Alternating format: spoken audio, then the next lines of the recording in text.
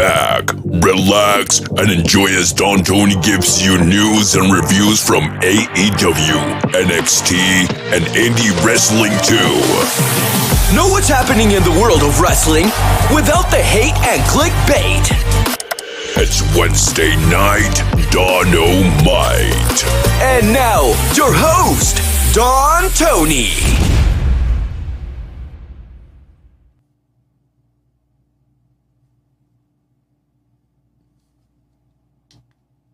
We are live. Good evening, everybody. January 19th, 2022. Wednesday Night Dynamite is back. I am Don Tony, as always. Thank you very much for joining me for this episode. We have quite a bit to get into. AEW, NXT pretty much is on the menu for tonight. We'll talk about Dynamite. We'll talk about Gunther. Heil Gunther. We will have a level-headed conversation about the name change for Walter. We'll do that in a few moments. I want to open up just with a couple of quick overall thoughts about AEW Dynamite tonight. Fun show. Seemed like it was more about advancing storylines, not necessarily the matches themselves. We had a couple of matches that ended awfully quickly. Good for AEW for scrapping FTR versus Lee Johnson and Brock Anderson. Now let's hope we don't find out that maybe somebody got COVID and that's why the match was scrapped.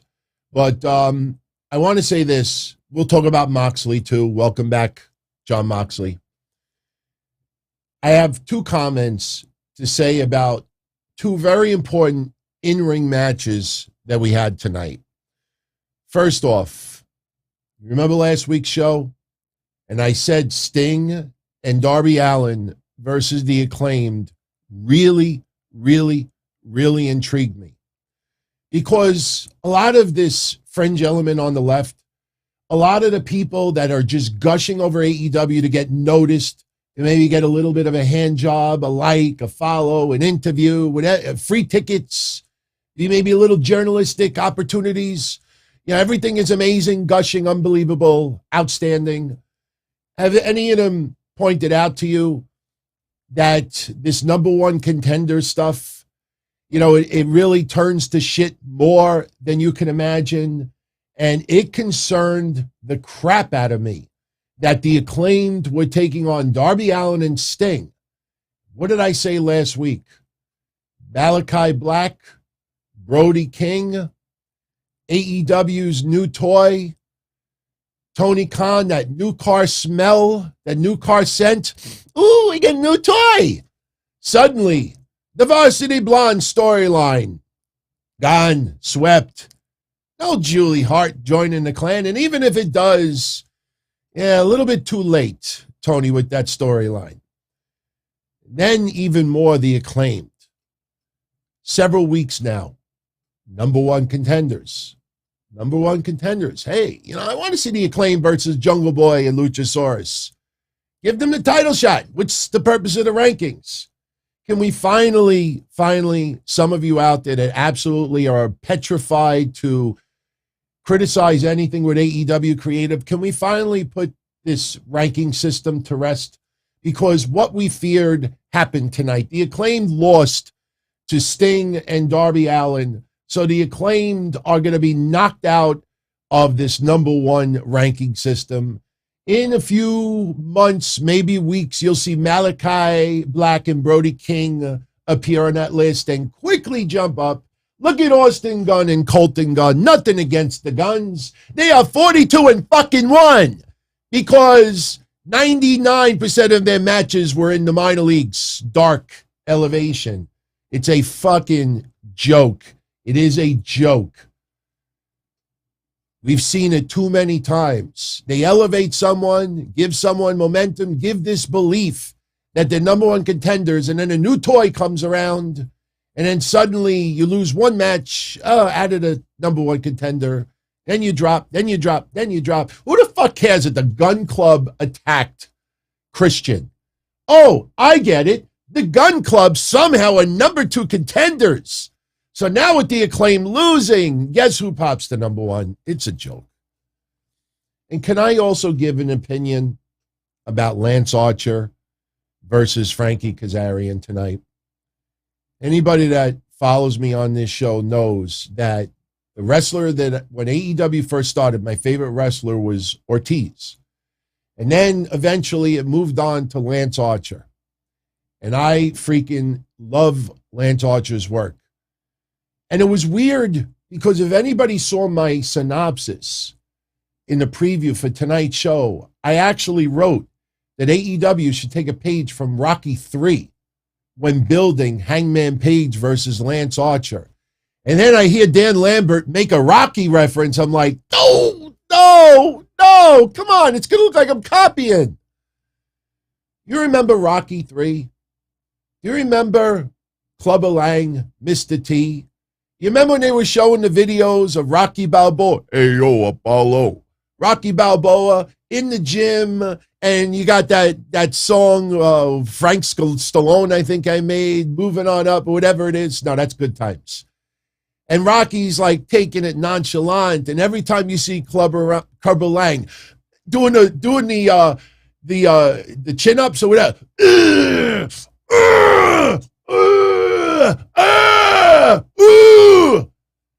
and every time he's in the ring, boom, boom, boom, beating the crap out of everybody. How do you have Lance Archer go that long with Frankie Kazarian tonight? Nothing against Frankie Kazarian. Use a freaking page from Rocky 3. This is not rocket science. You know, Lance Archer should be destroying people. So it just builds this suspension of disbelief. How is Hangman Page going to deal with this guy? If Lance Archer has to take that long to beat Frankie Kazarian, do I really give 2 shits that he's going to take on Hangman Page? Come on. Again, you're not going to hear things like this from everybody else because you know the obvious. I mean, we've been exposing it for a long time now. Eventually, that shit will get old. Eventually, that stuff will get old. But this is handed to you on a platter. Lance Archer is a killing machine. Just think Rocket. Just imagine this, and we'll move on. Just imagine this. Imagine watching Rocky 3 again, the alternate version. And basically, they show Rocky in the gym, and he's on the exercise bike. He's getting the kiss from the girl, and this and that. Adrian is pissed off. She leaves the room. And then they go split screen, and you see Clubber Lang in the ring. And Clubber Lang is like this. Boo! Yay! Boo! Yay! Imagine you watch that split screen and Clubber Lang is struggling to get a fucking win. Unbelievable. That's just my opening thoughts about tonight. I'm giving a little constructive criticism. I'm not saying that Hangman Page versus Lance Archer isn't going to be a barn burner, but come on, man. You know, this is so easy to do. And I guarantee you there's a lot of you out there tuning in that thought the same thing I thought tonight. All right, let's get into everything. First off, last week we talked about Jon Moxley's return to the ring. Confirmed. GCW. He will be defending the heavyweight championship against Homicide. I believe it's this weekend. So that is Moxley's first appearance in the ring, returning in the ring. But tonight, we got Jon Moxley's actual return appearance in AEW. You could see that he dropped a little bit of weight. I think hitting the gym for a lot of people keeps them focused, gets their mind off of problems. And Jon Moxley tonight, let me tell you something. You know, you think back when CM Punk talked about the anniversary of Brody's passing, and you think about people who cut some real deep, real life promos. We don't get, the closest we've gotten that in WWE was Drew McIntyre talking about COVID. WWE, it's fantasy. It's more fantasy 24/7, 365. The realism comes in when it's Breast Cancer Awareness Month, when it's Connor's Month. I mean, I hate to say it like that, but that's truly what it is. There's usually a monthly agenda involved with it. And then, you bring in all the real stuff, Black History Month. They don't incorporate that deep of emotion. I always brought up, I'm still bitter to this day. Remember how long that I said, please, can you fucking invite Bobby the Brain Heenan to a Hall of Fame ceremony? I mean, I know it's not aesthetically nice to look at, but, that's cancer. And that's the true what happens to people sometimes. And just, celebrate. Don't hide it. Don't make it cosmetic. Don't make everything to look, as beautiful as it going to be. No, you show the reality of it. Never, ever there. And he passed. So, Steve Joseph is asking me, any wrestler in AEW making over $500,000 a year? Yes. And I will get into that when I talk about Cody's promo tonight. Cody cut an outstanding promo tonight. Can't knock it. You read between the lines on a few things, and you could kind of there's a little semantics involved, especially when it comes to changing names. We'll get into that in a little bit. Definitely, good question. But, I'll answer that in a couple of ways for you in a few minutes, my friend. But getting back to Jon Moxley, and I'll tell you, that fan that told him, get this drunken piece of shit out of the ring, and Moxley basically, obviously, was too quick for the censors to pick it up. But Moxley gets on the mic. He's like, you know what? Go fuck yourself. Eject that fan. Now, I don't know if you would eject the fan for saying, remark like that is tasteless as it is. If I was the fan, I probably would have got out of Dodge anyway. No, you don't have to throw me out. I'll leave. But I'll say this, Moxley talking about his demons and his scars. And the scars comment, I think, probably was one of the most powerful things that he could say, because we've talked about various people that we have seen online struggling, surgeries, scars. I mean, we talked about many people in the past. Jesse is the first person everybody comes to mind, and scars could look disgusting. Some of you out there, it's pretty much a year anniversary, just so you know. I think in 2 days is a 1 year anniversary that my father had triple bypass. That, he went one day from having a stress test to being rushed to the hospital. And we thought they were just going to put a couple of stents in. And the next thing you know, he's got the Widowmaker. And if they did not detect that, my father would have been gone by now. So trust me, when I posted that picture originally on Patreon of my dad's scar from there to his belly button, I took it down almost immediately. But, scars are very disturbing. It's very fucked up. And again, I think of Bobby the Brain Heenan.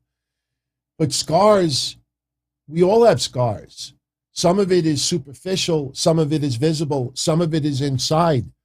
That's why, like I say, it's very, very easy to crack jokes and celebrate people who crash and burn. Tammy Sitch is a great example. A lot of people out there, good of regret. I'm telling you, you can criticize her.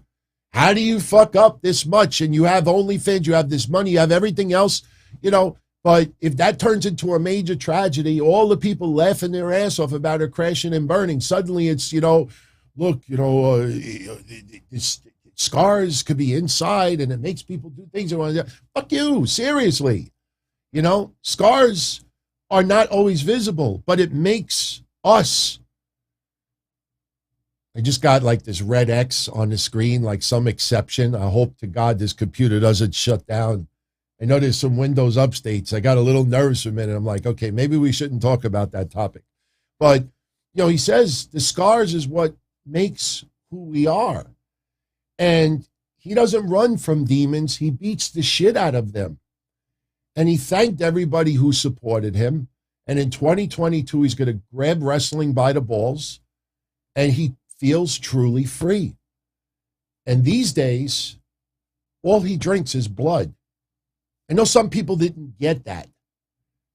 Okay, I just got to get Microsoft Net Framework, unhandled exception in your application. If you click continue, the application will ignore this error and continue. I wonder what application this is. Well, I will click continue and we will see what happens. Nobody's complaining about any issues with the connection, so I think we're good. If it keeps randomly coming up, that's okay. I won't touch nothing else. But, people didn't get what he meant. What he was saying is that instead of drinking alcohol, he's drinking blood. He's looking for revenge. He wants to kick ass in the ring. He wants to brawl.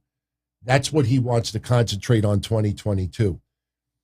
I loved it. It was real. That inspires a lot of people. Yes, wrestling can inspire. It can entertain. And yes, a lot of wrestlers in WWE are role models for a lot of people out there. A lot of wrestlers in AEW are role models for a lot of people. There's a lot of people out there that are role models. But yes, you can also be a role model by being imperfect. And there's nothing wrong with confronting demons.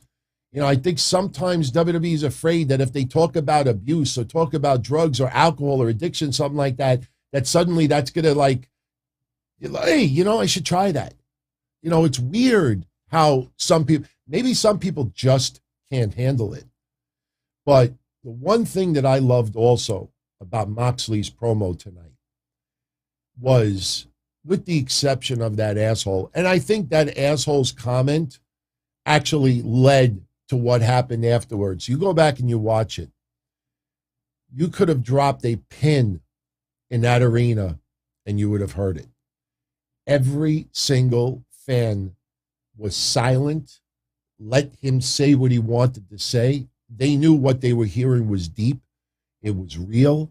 And those fans, major props to those fans for doing that. Absolutely loved it. Since we're talking about Moxley and abuse and the fans, Crazy Cruiserweight bringing up Sarray. Cruiserweight, I will definitely be talking about Sarray in a little bit. I definitely will bring up your comment. I have some things to say about that as well. Trust me, you'll want to tune in. So, Moxley, man. See, some people were like, killer promo, man. Man, that promo was killer. No, that was real. Remember when I said, even when we talked about Heath Slater, remember when Heath Slater came back for that one match for Drew McIntyre, and Heath cut that passionate promo? You remember when Eddie Kingston was in NWA? And I used to talk about Eddie Kingston's promos in NWA, even Homicide to a certain extent. And what do I always say on these shows? When you talk about real life, those promos seem to not only hit the strings the most, but it also comes off as the most powerful. Why? Because you don't need to rehearse it. You don't need to practice. You're being honest. You're being yourself. You're telling the truth.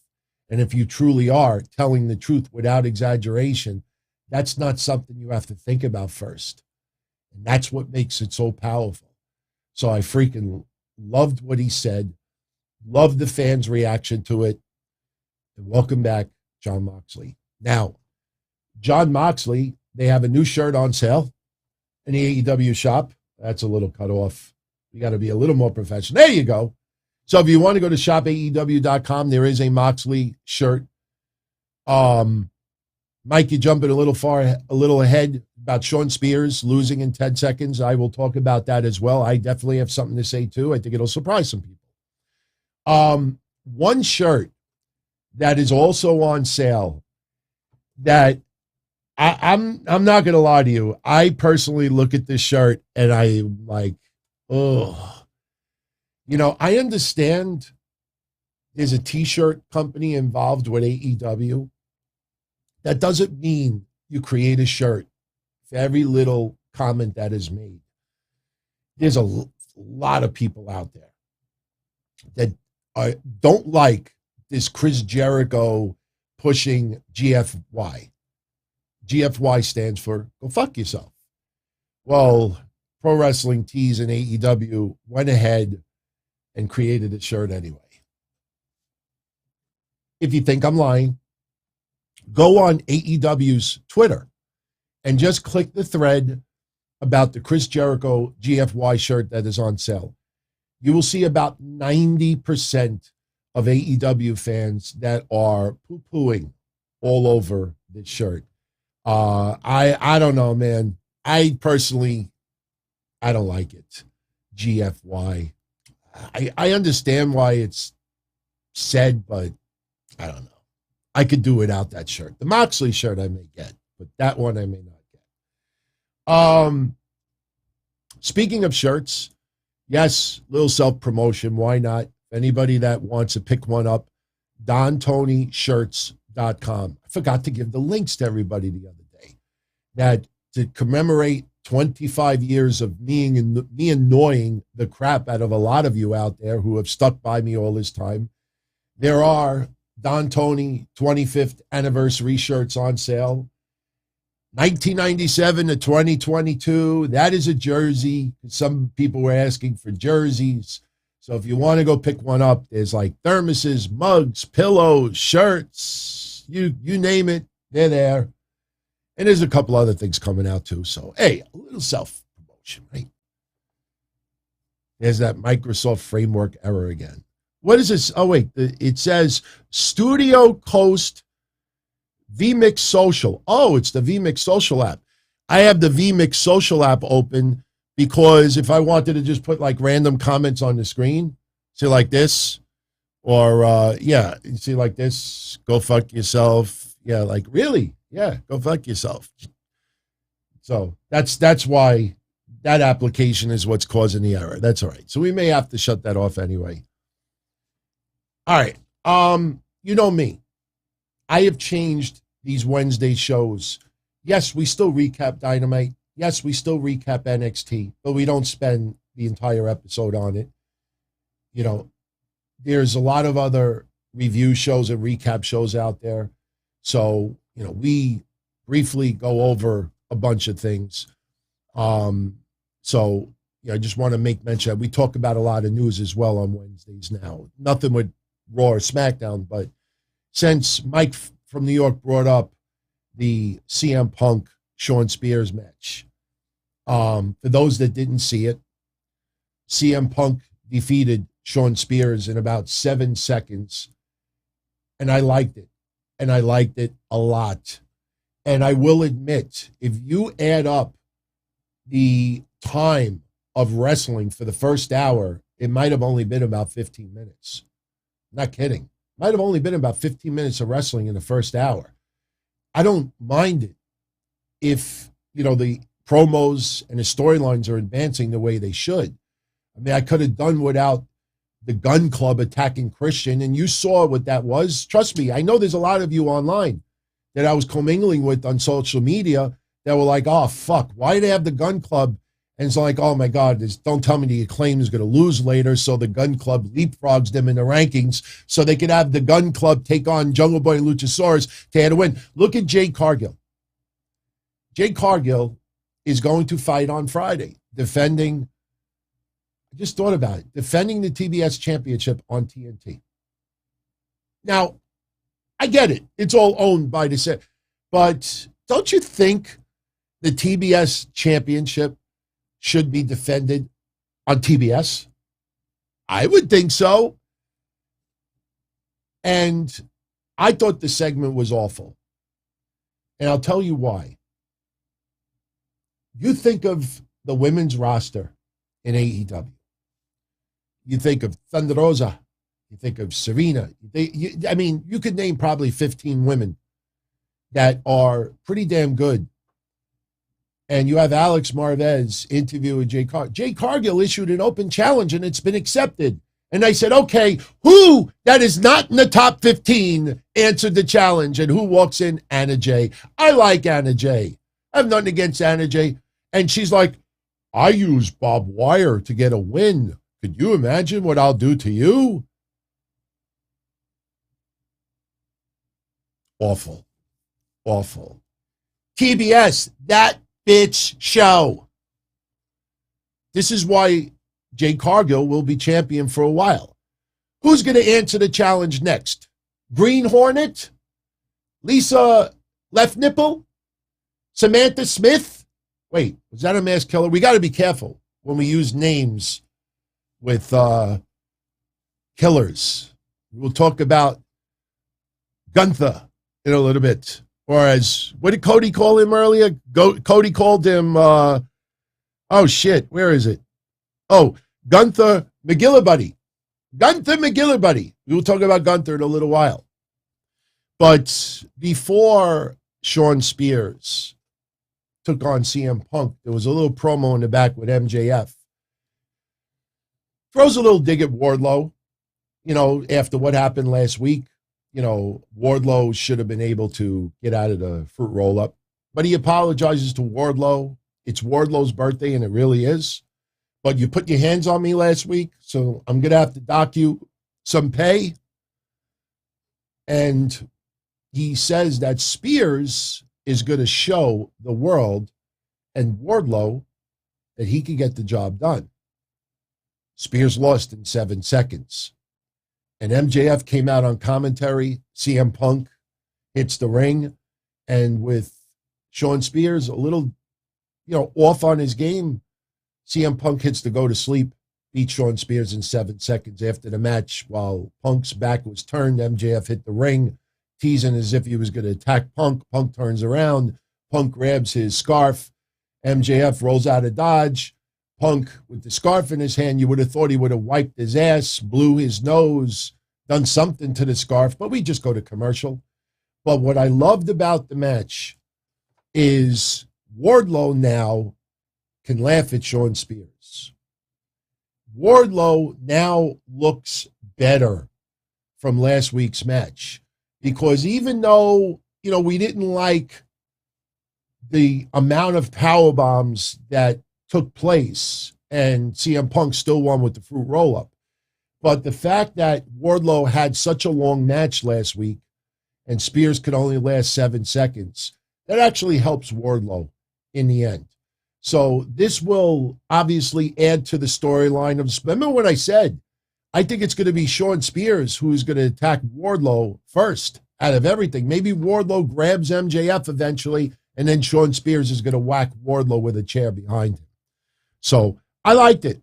I have no problem. See, that's what AEW, little by little in 2022, they're starting to see, hey, we could do a DQ. If the story makes sense, no harm done. Hey, we could do a fruit roll-up. If the storyline makes sense, no harm done.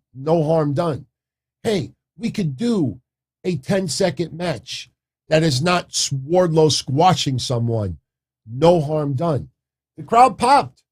When CM Punk beat him in 10 seconds.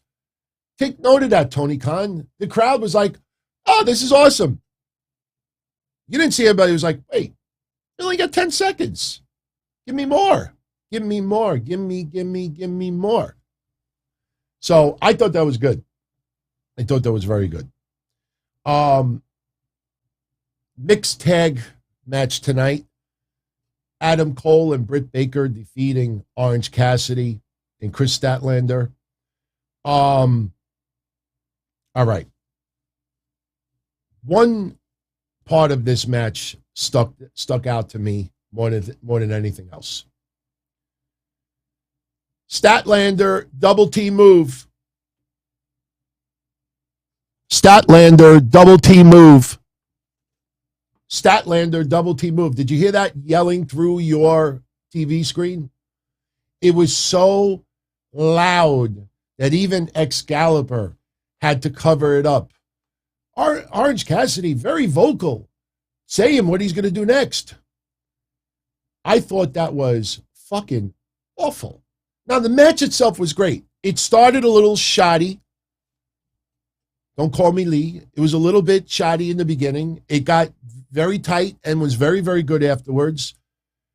But nobody on that fringe left doesn't expose, like, it was so loud. Trust me, there's some people thought it was Adam Cole that even said it, but Orange Cassidy at the top of his lungs. Now, you know what? You know why that was so loud tonight? You probably noticed it throughout the night. They had a microphone somewhere around ringside that the volume level was way too high.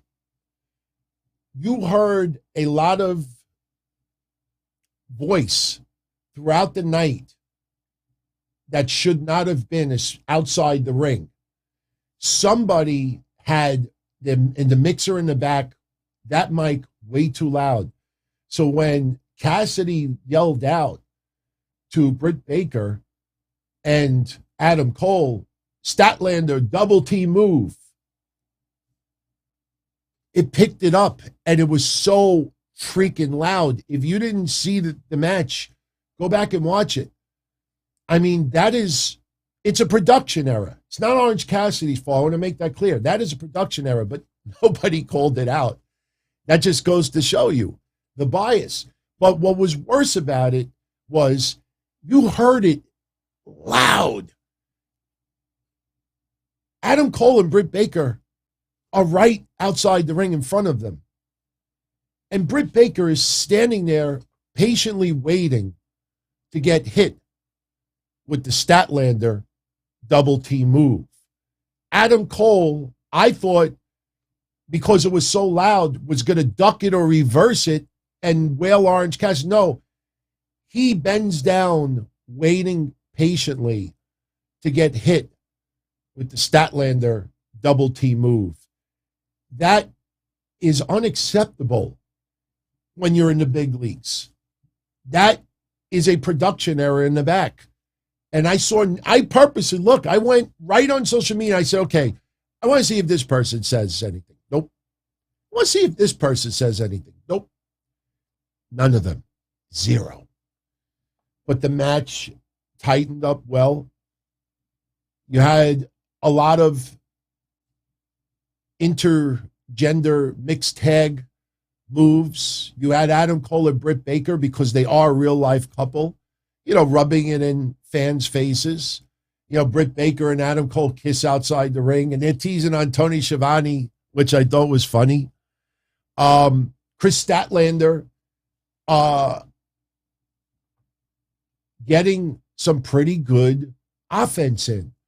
And we talked about it before. Chris Statlander is really, really, I know we're only in January, but I tell you, she should have been if she would have been featured on TV a little bit more in 2021, I think she definitely would have deserved more voting for most improved of 2021. She is really starting to put it together.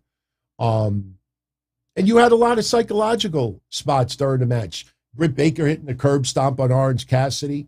There was another move where Britt Baker is laid out in the ring. Chris Statlander climbs the top rope. She's going to hit the 450 splash on Britt Baker. Adam Cole puts his body over Britt. And Adam Cole's like, go ahead, I dare you. Chris Statlander is like, yeah, fuck it. She does the 450 onto Adam Cole, onto Britt Baker. So it was a fun match. Unfortunately, I had to do another table spot.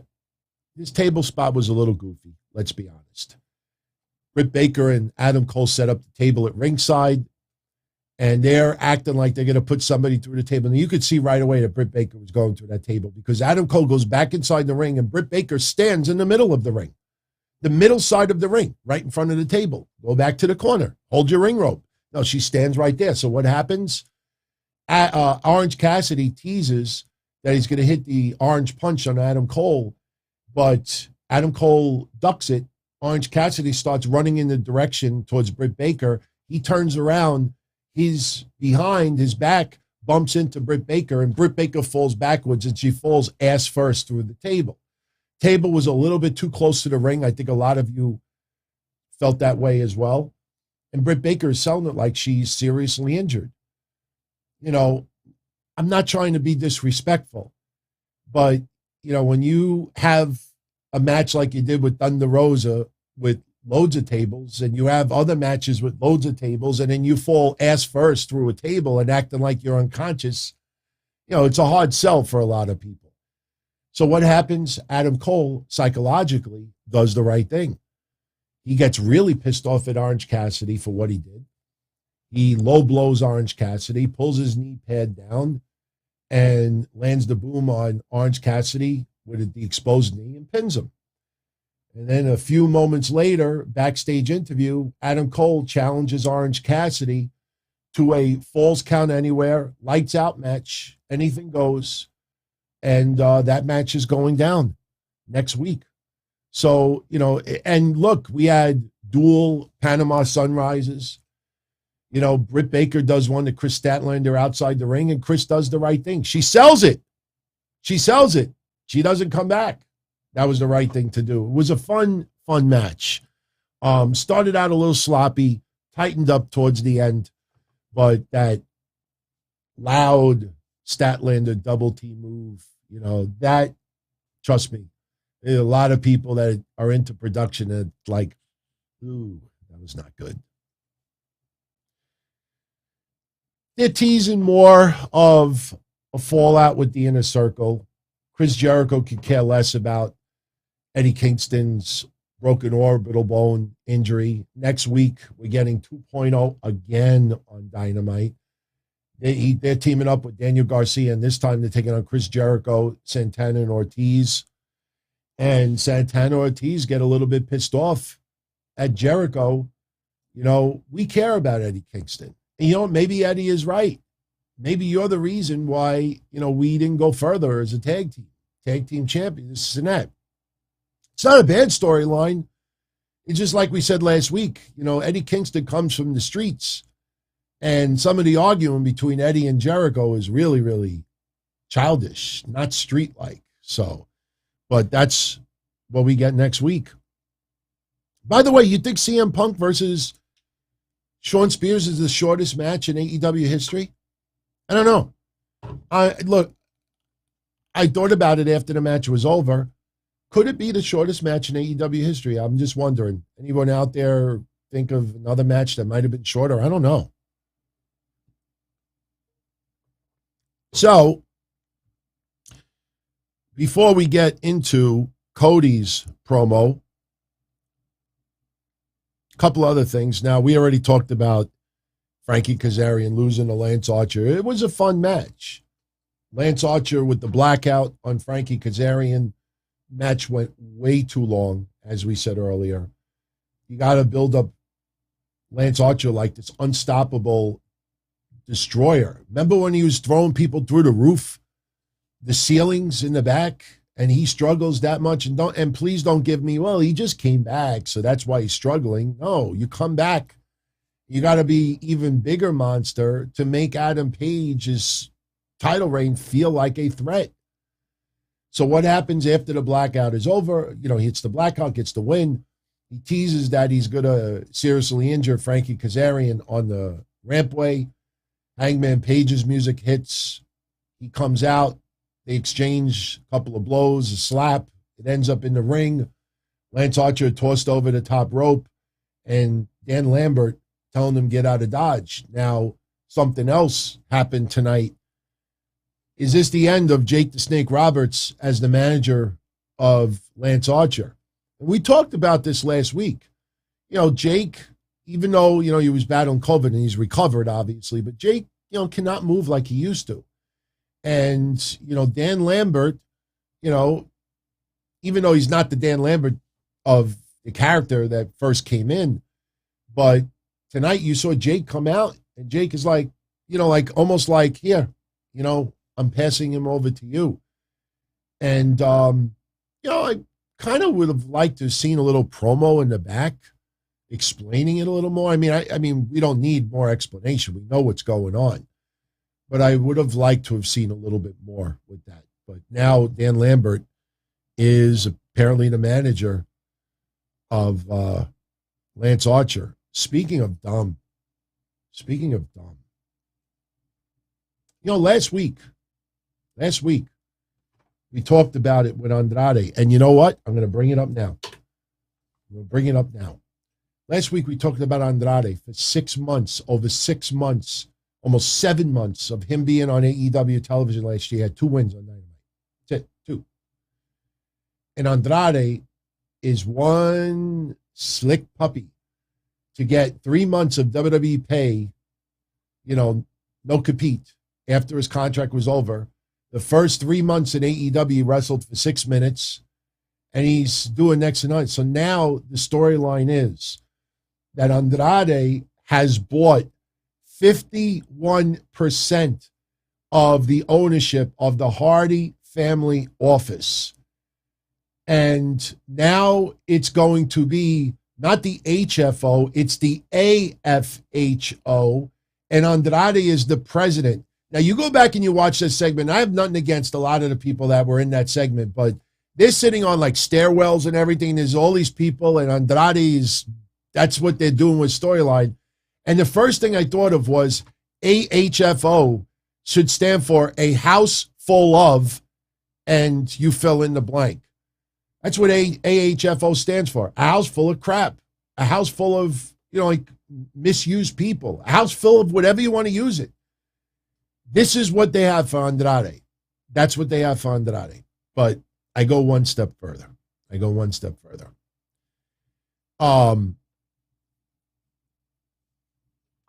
you watch in a day or two all these Twitter accounts that check out our show, and you see how they start tweeting and stuff, because we did it about Jay Lethal. When Jay Lethal first signed, I said, you watch 2 months in his AEW reign and you realize how misused AEW treats Jay Lethal. If you remember, about a month ago, 5 weeks ago, I said, where's Jay Lethal on TV? Suddenly, people have a little bit too much free time on their hands. They put him on a milk cart, they put him on this, and everybody's like, oh, yeah, you noticed. Well, I'll throw one better for you in a moment. We had a backstage segment where Alex Marvez is interviewing Lee Moriarty, Matt Seidel, and Dante Martin. And basically the storyline with this segment is, Dante, you had their back. And Lee Moriarty is like, Dante, since you had our back, we will have your back until Darius returns. Immediately after, you have Powerhouse Hobbs and Ricky Starks. They're like, Dante, you better watch your back, your front, your left, your right, wait, my tits, my back, my pussy, and my crack. That's what Dante's got to look, because Team Taz is going to be all over that shit. Dante, don't just look behind you. Make sure you look at your neck, your back, your pussy, and your crack. But you know what? Now, that's the tag match coming up. Lee Moriarty and Matt Seidel versus Ricky Starks. You could see that coming. But here, I'm going to throw it out there now. Trust me, no one has done it. Guys, gals, put up the chat room for a couple of reasons tonight. Chat room. How many days has it been since Lio Rush has been on AEW Dynamite or Rampage? Chat room. You're on the screen. You're on the clock. How many days has it been? Curious if anybody has taken notice. Let's see who can nail it on the head. How many days? Okay, we've gotten 69, 87 years, 2 weeks, 21 days. A little bit off. Anybody else want to, throw a number out there? Anybody going to get it? All right, I'll throw it out there. Lio Rush has been off AEW. Okay, Kevin Milwaukee. You know what, Kevin? You're actually right. In about an hour, you'll be right. It has been 42 days since Lio Rush was on AEW television. And for those that are saying, did he retire again? He wrestled, I believe, for New Japan a couple of days ago. Now, I know what some of you are thinking. Well, his comments about, what happened with Big Swallow and Tony Khan, maybe that's what done it. I just want you to keep that thought, because you look at Jay Lethal, and this is not a black thing, but you see Jay Lethal when he came in, and you saw that a mile away that he was going to be utilized like shit. Now Lio Rush is gone now, and look, he's not advertised for Rampage, so that means the earliest that he could return to TV is next Wednesday, and that'll be 49 days. 49. They're not even mentioning his name anymore. I just want you to take notice, because when we were talking about that with Jay Lethal, nobody was taking notice. Then all of a sudden, somebody was like, hey, man, what's going on with Jay Lethal? All right. Next week, we have some interesting matches for Beach Break, but we also have some matches for Rampage. And I'll tell you, when you're live in attendance, especially for WWE events, when they tease a match, crowd, for the future, crowd may pop a little bit, but the live crowd there is like, oh, man, I want that shit now. We're here. Fight tonight. Not next week. Not a pay-per-view. Fight tonight. That's why we're here. AEW is very smart, because Rampage tapes tonight. And the fans that are there live tonight know they're also going to enjoy Rampage being taped. So tonight, when they announced that Jon Moxley was going to take on Ethan Page this Friday on Rampage, it got an explosive pop from the crowd. Now, yes, look, they would have popped anyway because Moxley's officially back. And I tell you, now that takes away from the GCW, because technically Moxley's first in-ring match back is for AEW. And that's what it should have been. I mean, let's be honest. But that crowd popped a little bit extra because everybody there live tonight knew they were getting that match tonight. So that's what they have for Friday. Also on Friday, you have Trent and Rocky Romero, Roppongi Vice. They're going to take on the Young Bucks, which should be a banger of a match. Hook versus Serpentico, and Anna Jay versus Jade Cargill. Not too bad. Vapor saying Rampage is live this week. Whoa! Really? It's live this week? Oh, okay. I honestly thought they were getting it for free tonight. Wow. All right, so it's going to be live. So those, sorry, live fans tonight, you ain't getting no Jon Moxley in action. Maybe they did something after the cameras went off the air. Wouldn't be surprised. I'm a little surprised Rampage is taped live. But then again, they're probably going to use that for taping some matches for next week as well. So, all right. Okay. Thank you for letting me know. I appreciate that. But, all right, before we talk about Cody's promo, the main event tonight, and I opened up mentioning it, Sting and Darby Allin defeating the Acclaimed. I'm not going to get into my whole rant like before. That we feared that outcome was going to happen. And you could see, they'll still, look, the Acclaim will probably still get a title match against Jungle Boy and Luchasaurus. All they got to do is look at each other the wrong way, walking in the back. And then, it's been announced for Rampage. So, we've had members of the Dark Order already take on Jungle Boy and Luchasaurus. So the match could still happen.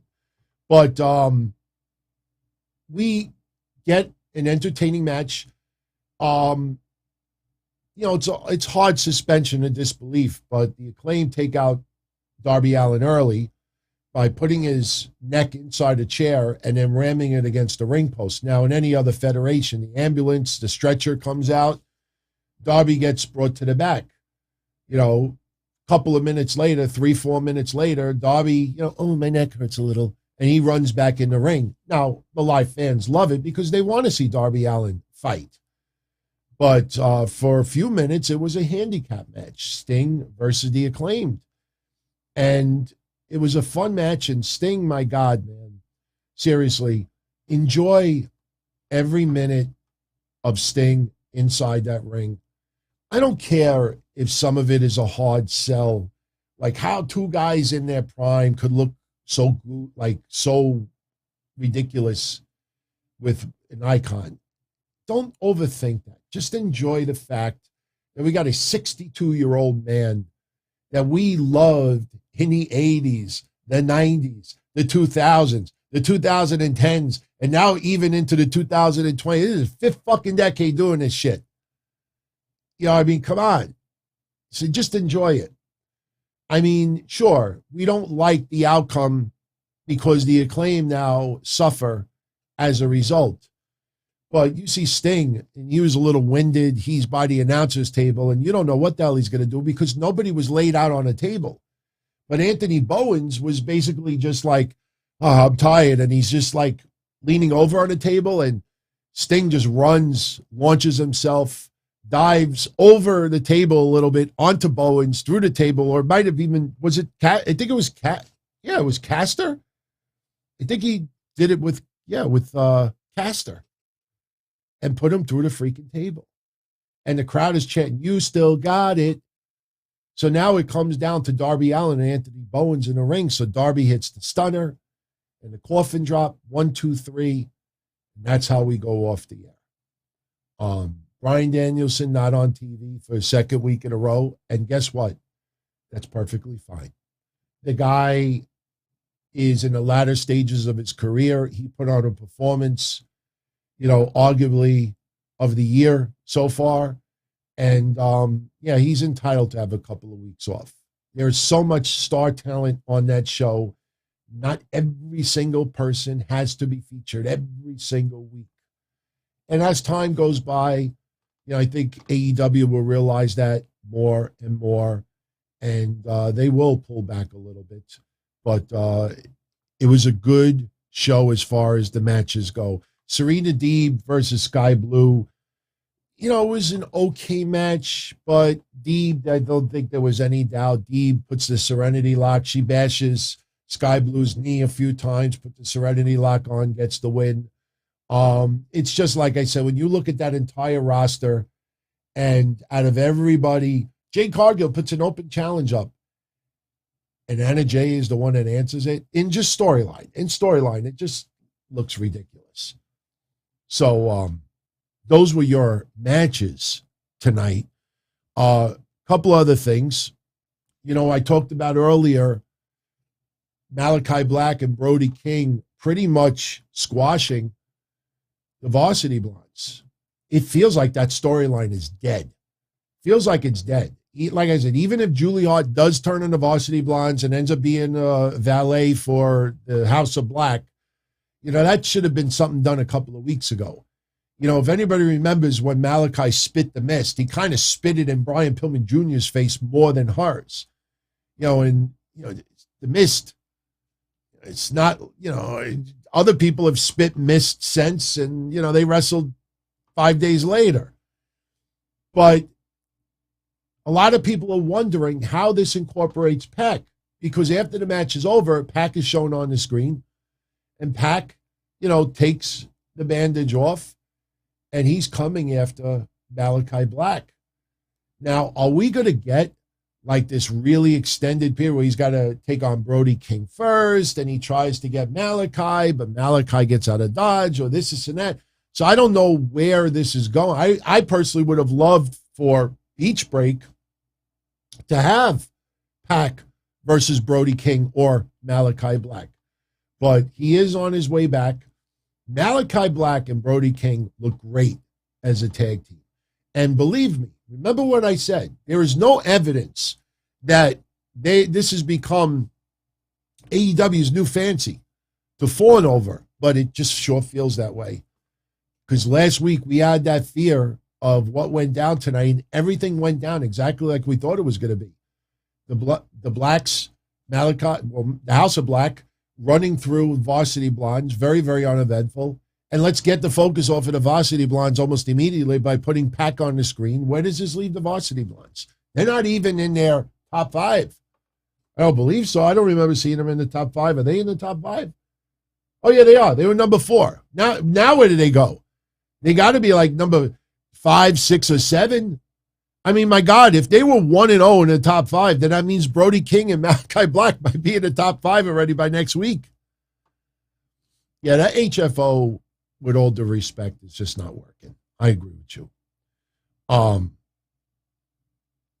Cody, let's talk about it a little bit. Now, let's put the crappy part of this aside. Let's get that out of the way. Title for title for the TNT Championship was ridiculous from the beginning. The guy was gone for 2 fucking weeks. Not 2 months, not 6 weeks, not 6 months, 2 weeks. We have seen other people not defend their championship in 2 weeks. But when they announced the interim championship for Battle of the Belts, you remember the show I did 5 days before? I said, oh, they're doing that because they don't want Sammy to lose to Dustin. That's the only reason why they did that. They did not want Sammy to lose to Dustin. With all due respect against Dustin Rhodes, there's no reason why Dustin was in that match in the first place. He's not in that top 5 if you want to follow that. If he would have defended Cody's title in his honor against Sammy, then they would have had to have gone to it. But they did not want Sammy to lose to Dustin. So the only way around that is to do an interim championship.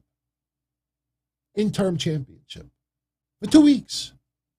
That's asinine. So next week at Beach Break, you're going to have Sammy Guevara versus Cody in a ladder match.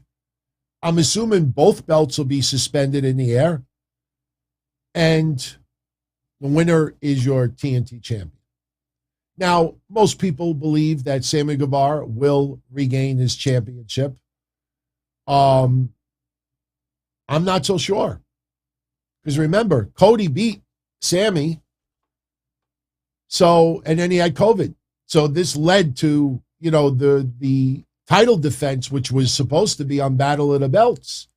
And the title defense was supposed to be Cody retaining. So do not be surprised if Cody ends up winning next week. I know a lot of people think the opposite. So the whole title versus title thing, was ridiculous. I'm not going to go into conspiracy territory that, AEW decided to do that because WWE is not doing title for title Roman versus Brock. I don't think AEW cares that much to make a stupid storyline so they could claim title versus title first. This was an audible because of COVID.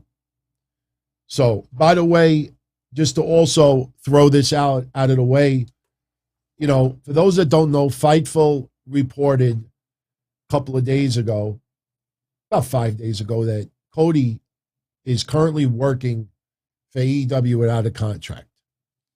All right. I originally had a thumbnail up. He ain't going nowhere. All right.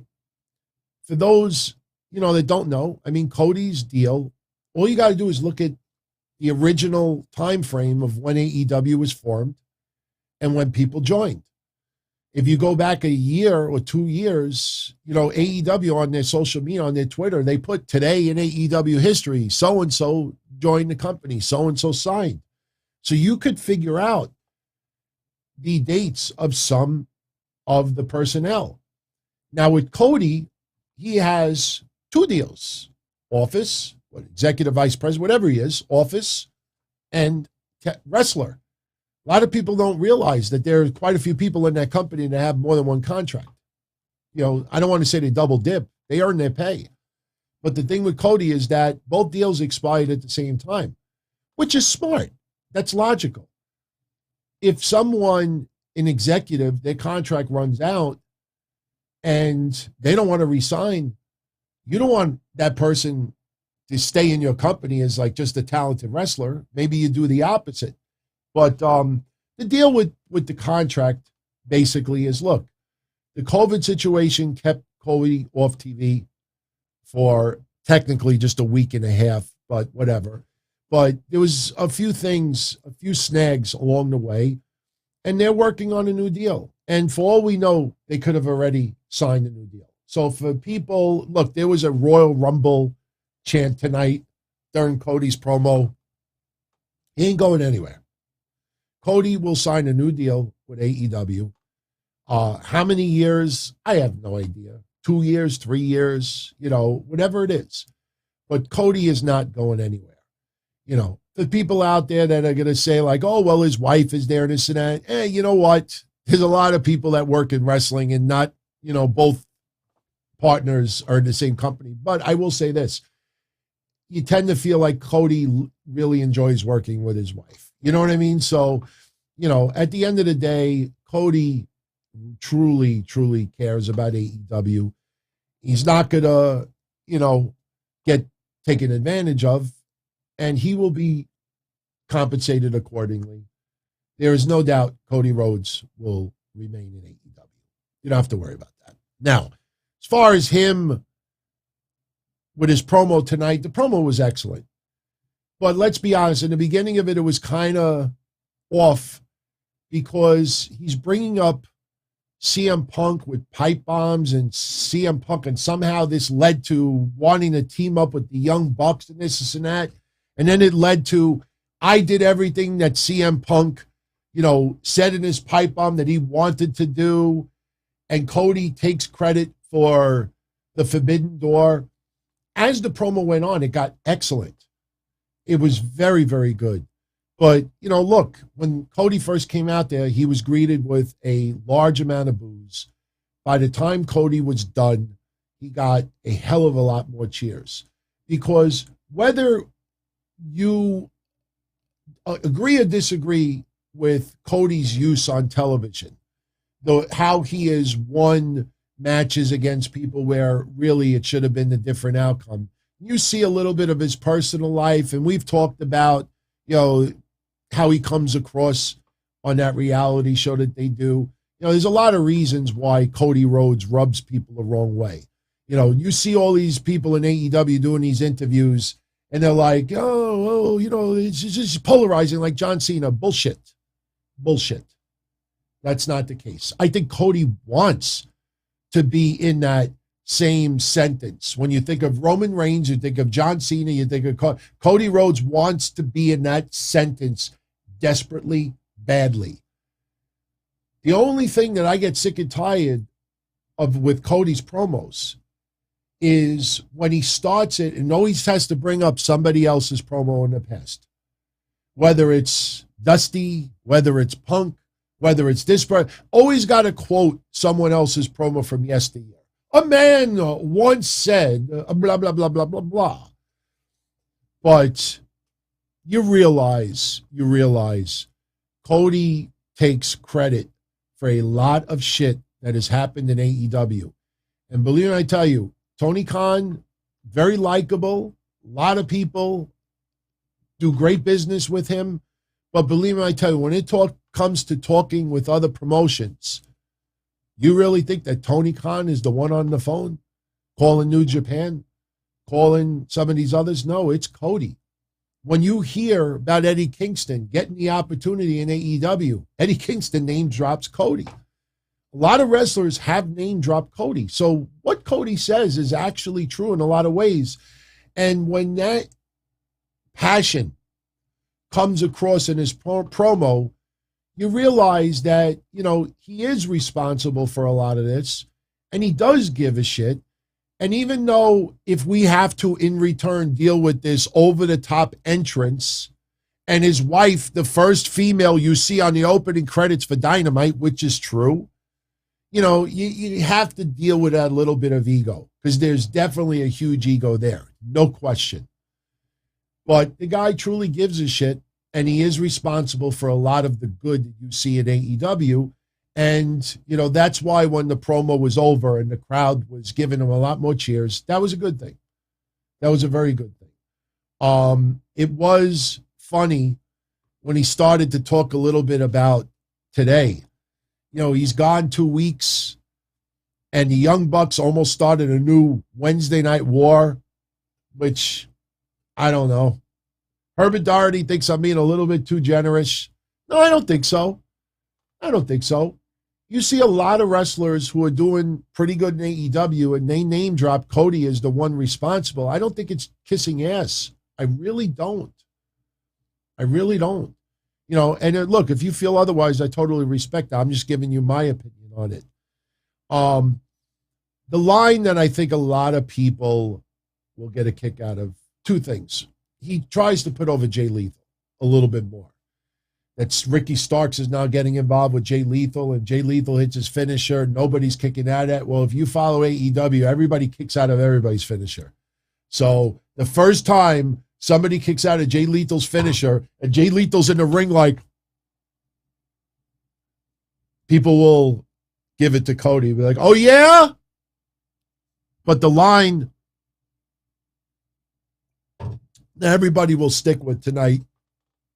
Quote, I know we're not in the business of renaming people, Gunner McGillibuddy, but showing up in AEW and calling yourself Brody takes balls. Now, Brody King obviously had that name before Brody Lee passed away.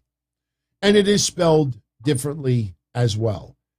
Him teasing that in 8 years when Brody Lee's son is old enough to wrestle, he may have a problem with Brody King having that name. I'll be very surprised if Brody King is still wrestling in AEW 8 years from now, because that would make Brody King probably 43 or 44. But hey, who knows? But I loved the promo. I loved it because a lot of it, in the beginning, it was all over the place, but you showed the guy truly gives a shit. And the guy really does freaking work hard for AEW. But like I said, you have to understand with Cody that if he's going to work this hard and try to get this much done, there is an ego that needs to be fed. And you see it in the form of some of the wins that he gets, the extravagant promo, the shit where, he's making a save for that woman that's on some actress or whatever, and he doesn't just come out, he's got to come down from section 555 with the strobe lights on him, and he can't just climb over the thing. He's got to, you see it. He's got reality TV. A lot of this is ego. But hey, if you work hard, I guess you have that right. Now, I will say one thing about contracts and name changes. Nobody's obviously going to get deep with this, and neither am I, but I will say this. When he makes the remark that they're not in the business of changing names and throws a little joke at Walter, it's because of the contracts. It's because of the contracts. With AEW, the contracts are so loose that you can do other ventures as long as it doesn't conflict with AEW's schedule. They're not in the business of trademarking names.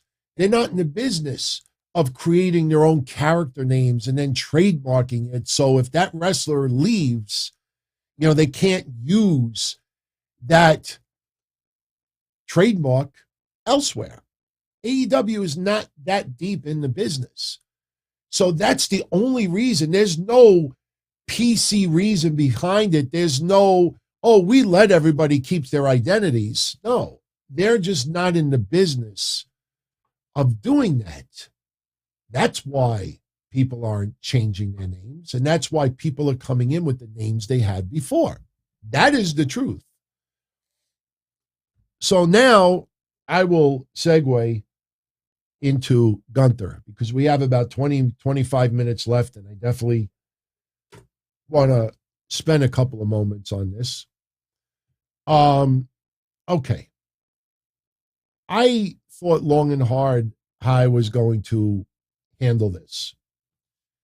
And I could understand yesterday people really, really outraged about the name change.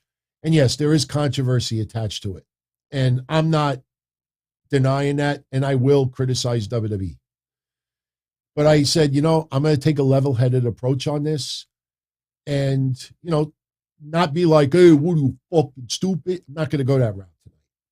I do think WWE is very stupid in a lot of ways. So for those that may have had their head under the sand for the last 24 hours, 2 days ago, it only happened 2 days ago, everyone. WWE filed for a trademark. Gunther Stark. 2 days ago. Wasn't 2 months ago. Wasn't 2 weeks ago. It was Monday. Gunther Stark. So I'm saying this in defense of all the journalists and all the podcasters out there. Nobody knew about or had time to even know about this name being trademarked. There was maybe one or two websites that mentioned it on Monday, but the funny thing is, if you do a Google search and you search for Monday, you will see the original article, but when you click on it, it's edited. So they obviously deleted it and changed it because They never bothered to look like, who the hell is this Gunther Stark? If they would have done a Google search on the name, they would have seen almost immediately where the controversy lies. Thank you, Michael. Michael says my Cody criticism is fair. I didn't really criticize the guy. I'm just being level-headed about it. The guy actually does work his freaking ass off for AEW, and his promo is very, very real, very passionate, and it shows how much he truly cares about the company. It's, yes, they're going to have a ladder match next week, and, sure, there's things that rub us the wrong way about Cody, but at least the guy is not a prima donna sitting on his ass and just soaking it in and not putting in the work. So now let me get to this, Gunther. All right. Bob the Builder, what happened to the CM Punk episode? You asked me 2 days ago. I haven't had a chance yet. It's not even 2 days. You asked me, I think Sunday. It's 3 days. I said I'll work on it this week. So for those that were under a rock yesterday, WWE changed Walter's name. They trademarked Gunther Stark. So this was the thumbnail I came up with. Hail Gunther. Or, as some people say, Hail Gunther. Now, we'll wait until Bob's question goes off the screen. 3, 2, 1, 0. There we go. Why did WWE change Walter's name? I got to put a little drum roll sound effect in my mixer for future spots like this, but the reason is simple. WWE wants to trademark character name for Walter. Walter and WWE did not agree to sign the rights over of the Walter name to WWE. Walter is his first name. WWE wanted to trademark it. WWE protects its intellectual property. WWE always protects the intellectual property. Somebody brought up a great example.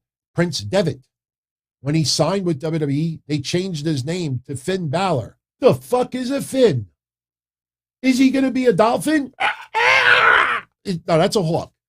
What the hell's a Finn? They create a character name to protect intellectual property. That's why his name, Walter, was changed. Walter now is going to be marketed in the United States. They're going to try to make some money off of this guy. And in short order, he may end up going to the main roster. They needed to create intellectual property for Walter Hunt. That's the reason why. I know it's not sexy, but that's the reason why. Now, whoever works in the WWE office, and I'm sorry to say it like this, but since they fire so many people, whoever was responsible in their offices for vetting names that they come up with deserves to be fired. And I really mean that. When I heard what happened, you know what I immediately thought about? Submission sorority. Does anybody remember submission sorority? For those that don't remember, WWE wanted to create a faction with Paige, Charlotte, and Becky Lynch. And they called it submission sorority. Paige took it upon herself and started doing Google searches to see if this has been used before. And much to a lot of people's surprise, submission sorority has been used in the adult entertainment world quite a bit. Paige goes to WWE officials and says, hey, I don't think this name is a good name. You don't want kids Googling submission sorority. And whoever she spoke to, they're like, oh, all right, we'll go back to Vince. And they realized, we can't call them submission sorority. So they changed it to PSS Remember that? PCB? It sounds almost like an infection. Did you get the PCB injection? That's what happened with that. For those that don't know, Gunther Stark is the name of an infamous war criminal from the Nazis in World War II.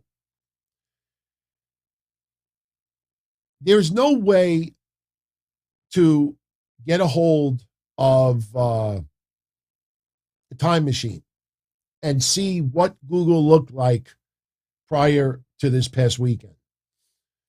Some people claim that, before it went viral, if you did a search for Gunther Stark, you got fruits. You had to really dig deep to see that guy's name. That's bullshit.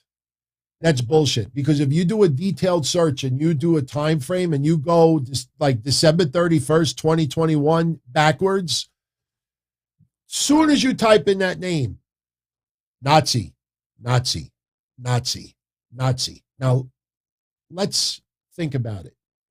Walter, if you look at his appearance, it does look military. We've talked about that before. Remember when I said that Walter looks like one of those like generals that would be in First Blood with Sylvester? So remember when I talked about that? Like a distant country, like, he's like the general, go find him, go kill him. That's what Walter looks like. Walter is Austrian. But when you talk about professional wrestling in WWE, you use simpler countries. So some people think Germany, some people think this, some people think that. So they wanted to come up with a character name like this. Now, I'll be totally honest with you. And believe me when I tell you, this might upset a few people out there. If there was never a Nazi war criminal named Gunther Stark, and they would have just gone with Gunther from the beginning, I would have said, you know what? That's not that bad. Gunther, however you want to pronounce it. One name. It's not Walter, Gunther. If you say it like that, it sounds strong. So I'm not really against the first name. I just don't understand who the fuck came up with that last name. See, that's the thing. There's two things that are really on my mind that you're not going to hear many people talk about. Number one, where do you come up with Stark? I mean, where do you come up with Stark? Like Joe Gacy, okay? Joe Gacy. When his character name was announced, that night on our Patreon show, I said, first thing I think of is John Wayne Gacy. And you look at Joe Gacy, and you remember the original promo and how he talked, maniacal, manipulator, I was like, wow, that kind of reminds me of John Wayne Gacy. He obviously didn't look exactly, but, still. So someone there is definitely got some little fetish with psychopaths and criminals. I mean, I don't think Joe Gacy came up with his own name. I don't think Harland came up with his own name. And I don't know if Walter had anything to do with this name. The first name, I don't have too much of an issue. All right. Now, Mike from New York is saying because Zoe Stark is his cousin. I don't buy that at all. Because I don't see where they were going to do a storyline where Zoe Stark and Gunther Stark, were going to be featured in a storyline together. It's really weird that they would come up with that. But still, putting all that aside, how does a billionaire company not vet this name? It comes up immediately on search results. Now, look, I have searched my name before. I guarantee you, all of you out there have searched your name before to see if there's anybody famous. Now, my name, there is a famous movie producer that has the same name as me. There is a famous book writer, an author, that has the same name as me. There is a famous teacher that has the same name as me. Makes me feel like shit. But there are people that have the same name as me. I looked. I was always curious how they do not vet this name before trademarking it is mind-boggling. It's mind-boggling. And I'll also add this.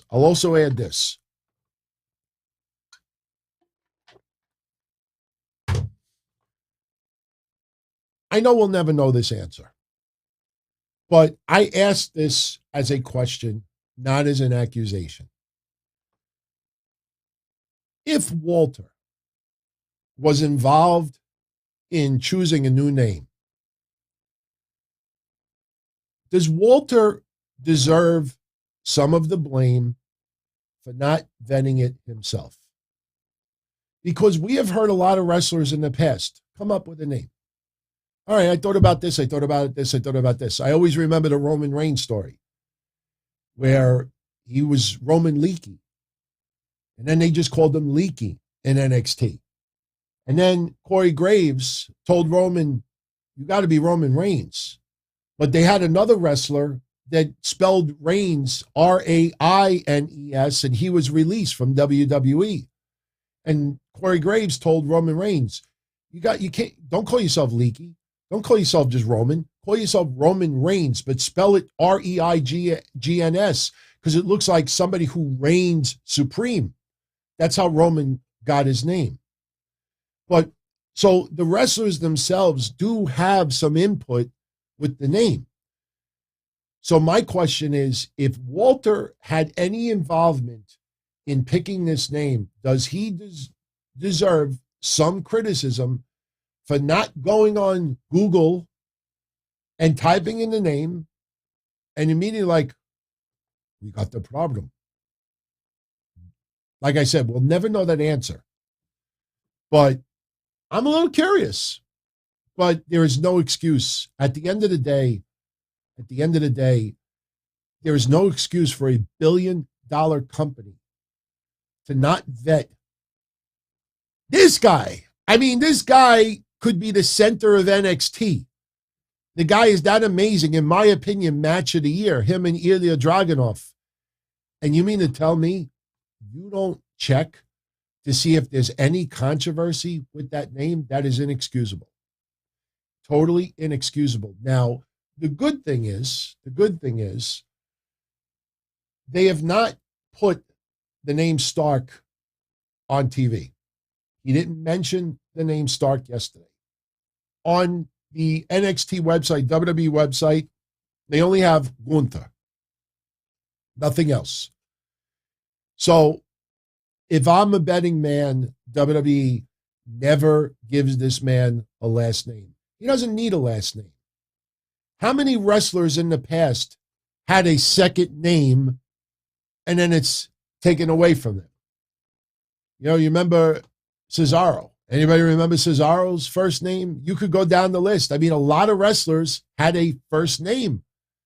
And then WWE just makes it one name. Sometimes it went back. Remember Ali? You know, when he was Mustafa Ali, and then they took away his first name, and then the way they pronounce it, it sounded like he still had two names. Remember, what was it? It wasn't Mike Rome. Whoever it was, he would say, Lee. Sounded like two names anyway. So, yes, Antonio was his name. Antonio was his name. Oh. So, I'm not going to lie to you. Gunther, I like the name. I'm not just saying it. I don't gush over Walter. I'm not friends with the guy. I'm not going to get a like or a hand job from him. You know, I actually think it sounds like a strong name. It's intellectual property that WWE needs. It's one name, Gunther. I am Gunther. To me, there's a strong presence behind it. Look, Big E. Big E Langston. I mean, I have autographs from Big E when he still used Langston. I actually have a few. Yeah. But I actually think the name Gunther, you know what's funny? I think if they never trademarked the name Stark, I really believe this. They never trademarked the name Stark, and they would have only trademarked Gunther. And the name would have come out. You would have seen a lot of people that would have been like, why change his name? Why change his name? And then once I think people realize, well, Walter's not signing his intellectual property over to WWE. That's his real first name. So they got to come up with a character name so WWE can make intellectual property over it. Oh, okay. Now I understand why. And a lot of you figured that out. That's the case. Believe me. You know, when he was, what was he, Big Daddy Walter? You know, Walter has a tremendous history. I say now what I said about the Viking Raiders a long time ago. When instead of going with the Viking experience, they went with like the Viking Raiders and everybody was pissed off about the name. I'm like, look, I don't give a shit about the name Viking Raiders. I want to see how they're used on TV. I want to see how Walter is going to be used. Now on NXT, I didn't like how much he was selling for Roderick Strong. You know, they're trying to bring him down a little bit, but I want to see how he's used. That's my concern. You know, so if Gunther turns out to be a major screw up by WWE, good. So every time I Google Walter, I see all his incredible shit. If I want to see Walter at his Shangada, then I'll type in Gunther. So I'm more concerned how they're going to use him. But that's the reason why they changed the name. Not because they're trying to ruin him, not because they can't just leave things alone. WWE, it has intellectual property for everything. Everything. So this is what they wanted to do. And that's what they did. So Bash is asking me why? Because they're a $1 billion company. They're an entertainment company. And they have intellectual property for everything. Period. Everybody knows this story. When I did the ECW reunion bus trip back in 2005, I did a bus trip, Hardcore Homecoming. All I did on my website was put ECW reunion show. I got 2 legal letters from their lawyer, and I've put those legal letters on the screen before. You've seen them. So to combat that, I had 2 choices. Take the term off my website or try to play chess with WWE. I had a little bit extra money at the time. I said, fuck it. I bought the trademark for ECW. You actually check ECW's trademark, you'll actually see my name. I trademarked the original ECW as a little way out because when I said ECW, they don't know if I'm talking about Extreme Championship Wrestling or Eastern Championship Wrestling. After I trademarked it, I went back to WWE's offices. I typed a friendly email and I said, can I use it? And they said, yeah. So I used it.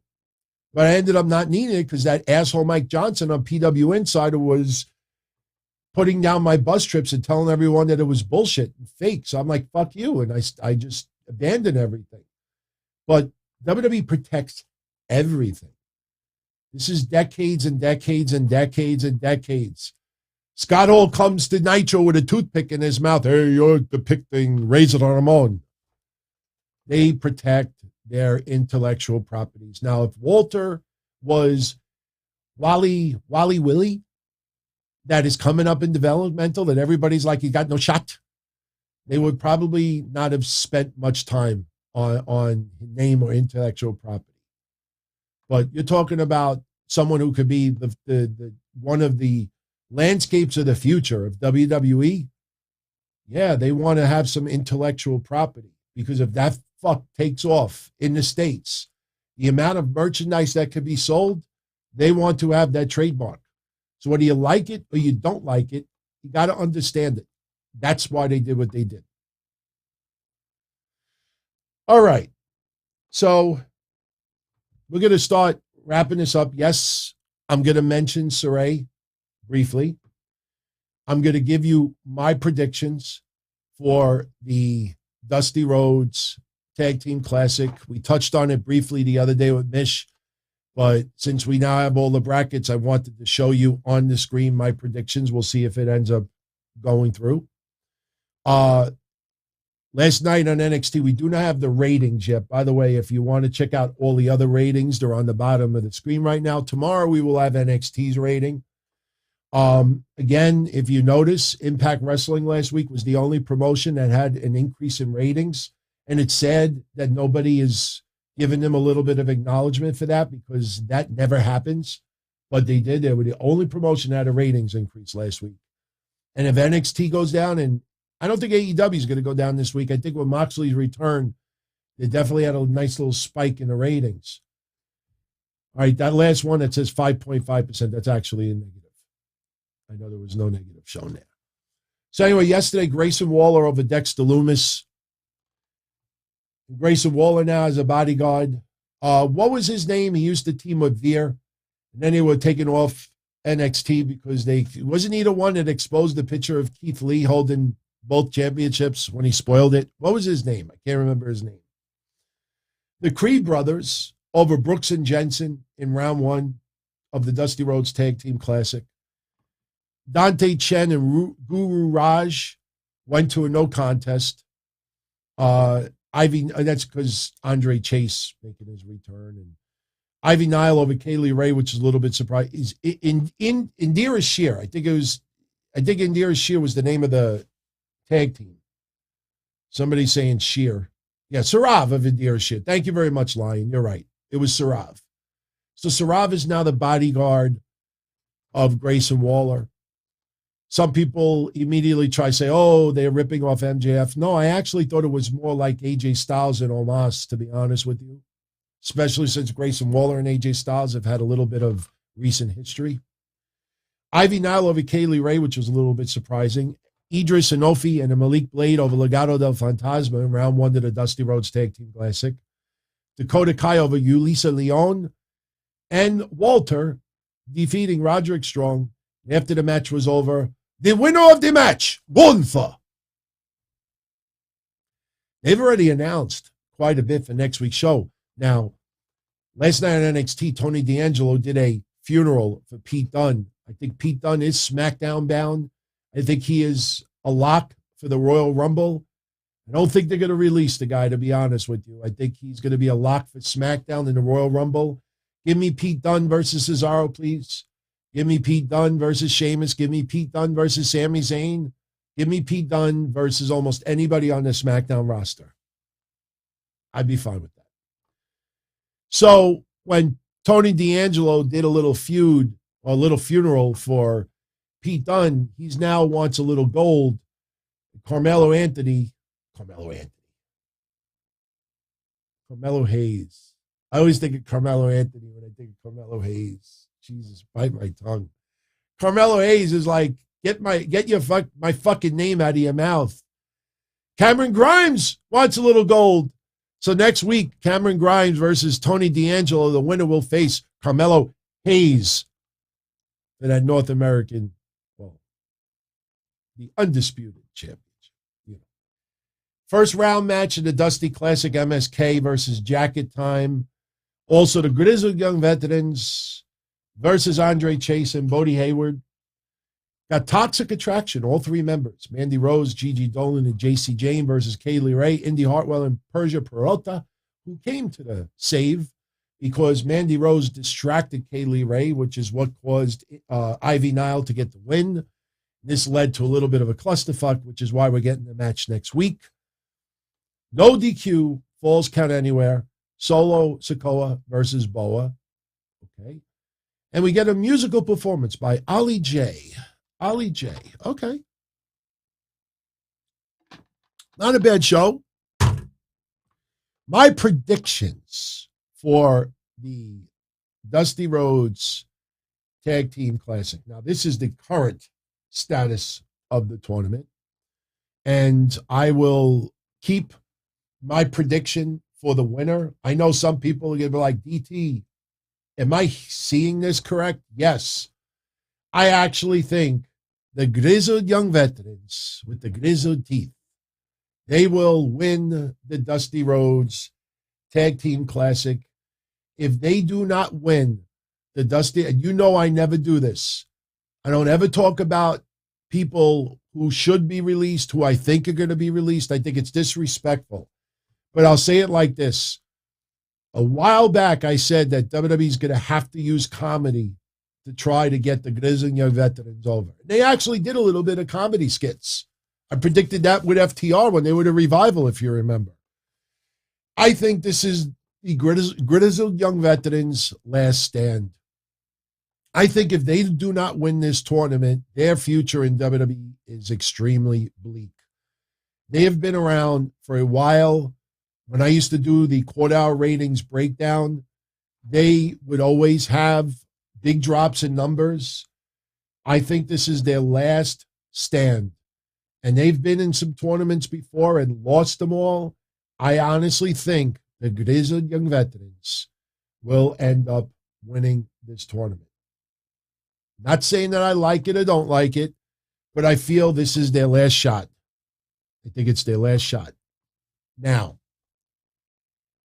I wasn't planning on finishing this show talking about Sarray, but we need to talk about it. And I'm going to talk about it in a little bit of a unique way. Some people may not like it, but I will also spit some facts out there.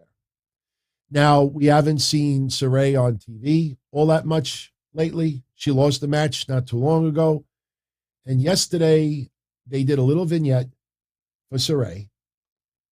And people got triggered that WWE is doing a Japanese schoolgirl gimmick with Sarray.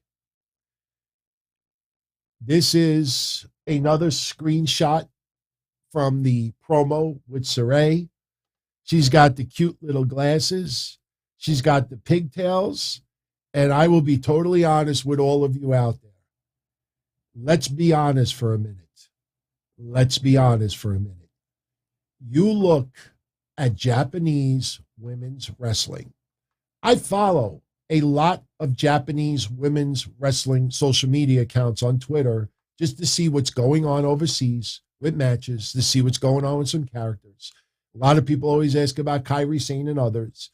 And what I find more than anything is there are a boatload of women in Japanese wrestling that have pigtails, that look a little bit like schoolgirls. And I'm saying to myself, the people out there, legit, the people out there that were angry yesterday that Sarray is now being portrayed as a schoolgirl, I guarantee you they were doing this, fantasizing about it. Why would you get fucking triggered about that?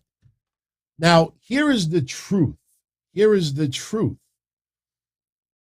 Does anybody out there know the backdrop as far as why they're giving Sarray this look? This is the chat room. Now, I want to see who truly knows their history or just saw somebody tweet something about it and they act like they know. Do you know why or what this character is based on? Do you have any idea what it's based on? Let's see if anybody knows. If you don't know, there's nothing wrong with that. There's nothing wrong with not knowing. But I'm curious if anybody knows the story behind it. All right. Supersonic is on it a little bit. Okay. All right. A lot of people don't. Rojo Bear. Do you know anything behind the story of Sailor Moon? Kevin Milwaukee, do you know any history behind the show Sailor Moon? Anybody out there know the history? I'm curious. Do you know behind Sailor Moon? You know what it is? All right. For those that don't know, I'm just going to give you a little quick lesson on this. All right. About 30 years ago, there was an animated series called Sailor Moon in Japan. There's a bigger version of it. All right. And if you go online and you watch the first ever episode of Sailor Moon. The story is about a woman by the name of Usagi, I think Tsukino. That sounds like zucchini. Tsukino. Tsukino. Tsukino. Tsukino. Usagi Tsukino, her life is turned upside down. And she's got Luna, a black cat, and gives her a magical brooch.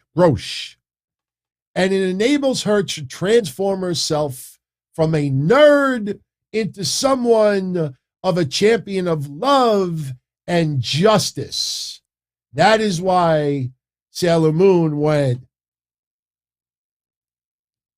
People got uncomfortable because Sailor Moon, all she did was have a pair of round glasses, wearing like a school sweater with pigtails, and she just winked her eye on the screen. And people were triggered. I can't believe WWE is turning her into a Japanese schoolgirl. That is disgusting. How could they do something like that? That's Vince and Bruce for you. How could... I don't know why this came about. I mean, look at the brooch. Look at that's the storyline. It's based loosely on Sailor Moon. Isn't it the 30-year anniversary of Sailor Moon? It might be the 30th anniversary. Look, my point is this. Something tells me, being honest for a minute, something tells me that Vince McMahon nor Bruce Pritchard, Triple H, or anybody else was sitting at creative. What are we going to do with Sarray? Hey, it's the 30th anniversary of Sailor Moon. Why don't we have her be Yuki Suzuki or whatever it is? Trust me, I don't think anybody within the United States had any idea what Sailor Moon was. They probably thought it was a name of like a store on the water. It's a restaurant on the water. Hey, want to go to Sailor Moon for dinner?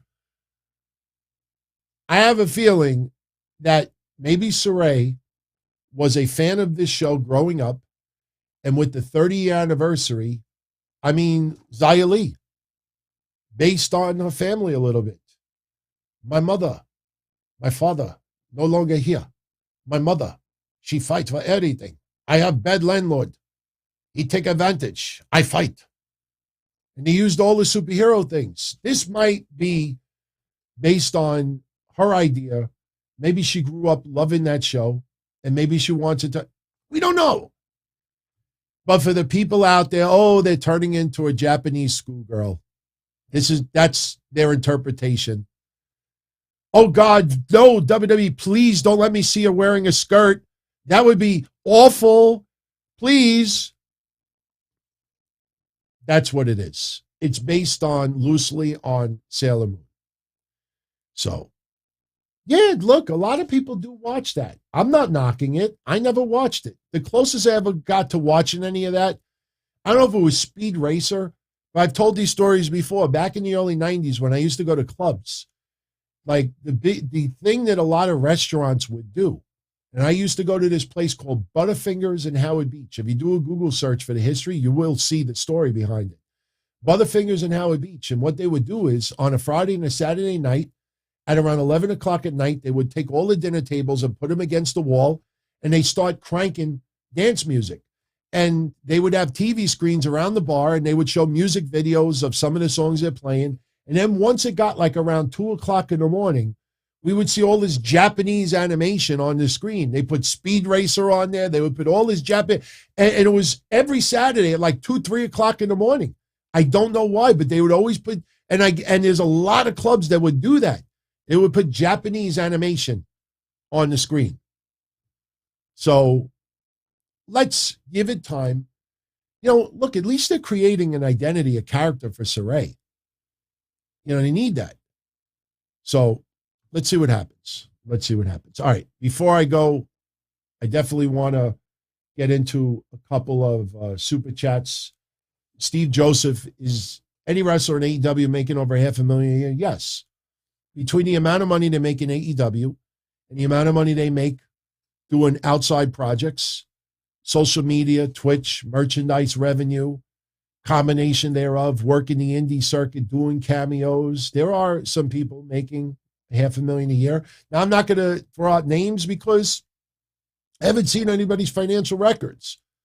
But some wrestlers who are making $200,000-$300,000 in WWE, you know, they're making a little bit more in some cases because of the opportunities. I mean, look, you could Google and see stories of wrestlers and how much they've been banking just on Twitch alone. You know, you can make some serious coin doing some of this stuff. I guarantee you, Johnny Gargano's making some nice cash right now on that. And now they're selling some good T-shirts. That limited edition shirt, I think, expires on the 25th if you wanted to buy that Gargano shirt. So, yeah, but they're not making, you know, $500,000 solely on AEW unless it's the top of the top. I mean, look, Tony Khan's got money. Shad Khan's got money.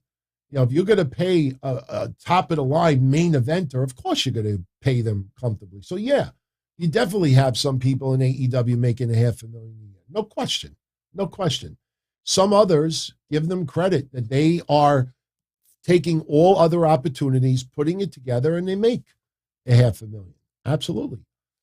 Crazy Cruiserweight is going to enjoy Sarray's gimmick. He will start watching NXT. I wouldn't watch NXT just for her character, but, you know, WWE has always been storyline and character driven.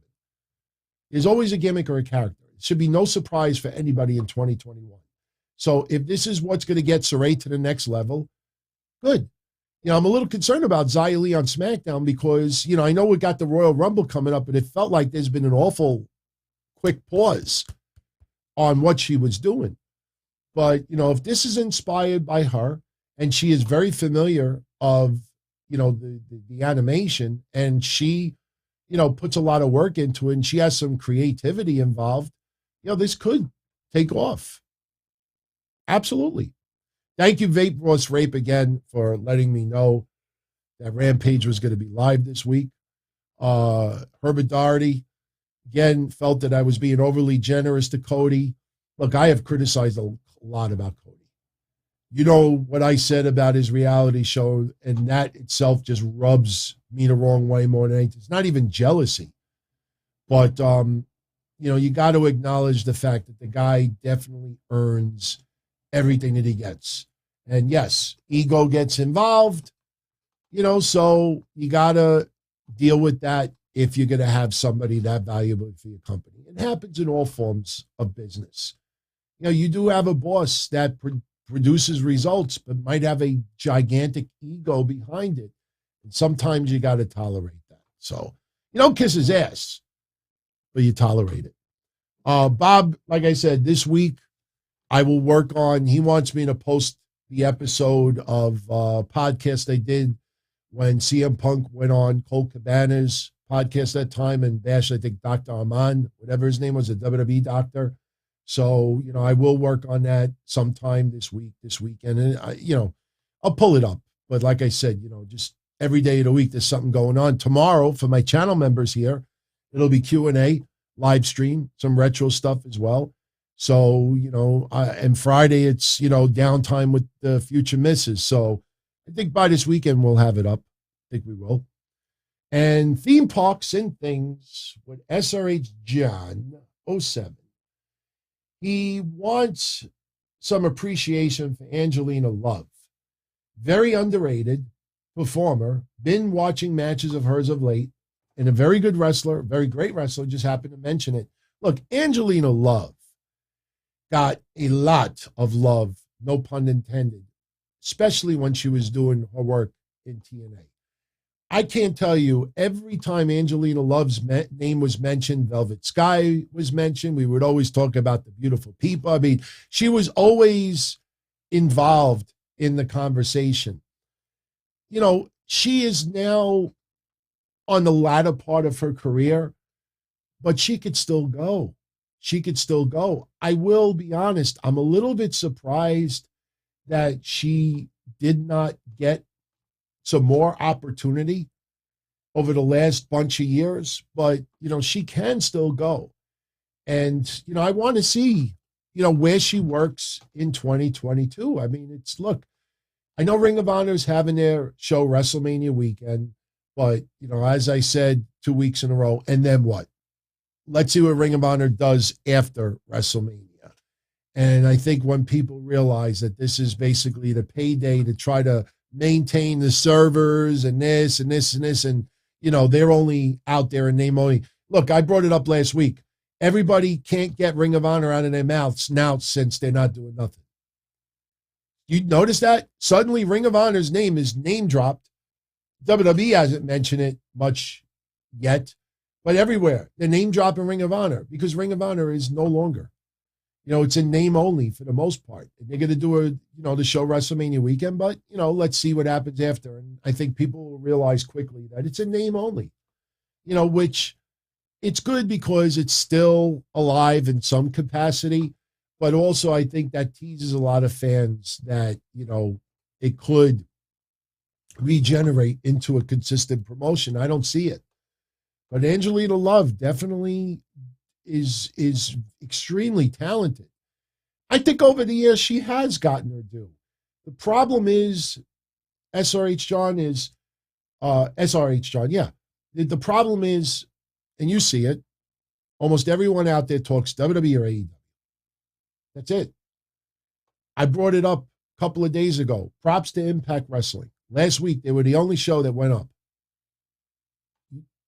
I don't care if I don't get credit for it.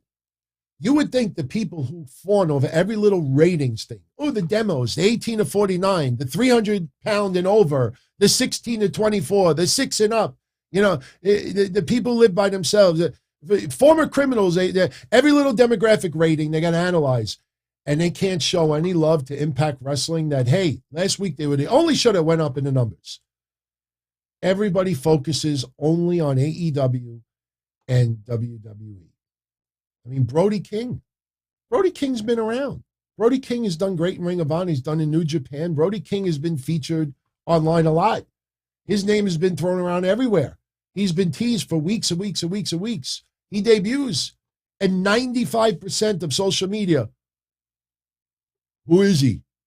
Where is he from? What? Like, nobody watches anything except for those two promotions.